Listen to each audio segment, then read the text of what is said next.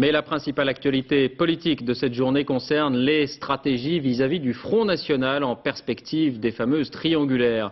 La position exprimée par le président délégué du RPR a provoqué un tollé à gauche.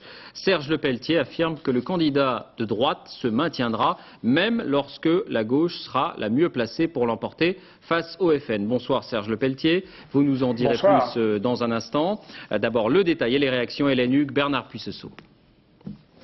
563 candidats et la possibilité pour le Front National de jouer les troubles faits.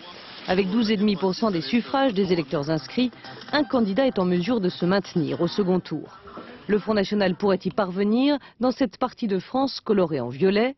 Au total, dans plus d'une centaine de circonscriptions, pourrait se substituer au duel classique droite-gauche, un combat entre trois forces, une triangulaire qui pourrait entraîner l'élection d'un candidat Front National. Pourtant, ce matin, Serge Lepelletier, président délégué du RPR, envisageait le maintien des candidats de la majorité présidentielle, arrivés en troisième position. À gauche, les socialistes accusent la droite de rompre le pacte républicain qui les a conduits à appeler à voter Jacques Chirac pour faire échec à l'extrême droite. Vincent Peillon met en cause l'entourage du chef de l'État. Aujourd'hui, l'un de ses principaux lieutenants annonce que l'on préfère faire élire, à droite bien entendu, des députés du Front National que des députés de gauche. C'est une rupture totale avec les idées républicaines que nous devions défendre ensemble et aussi d'ailleurs avec la tradition issue du général de Gaulle.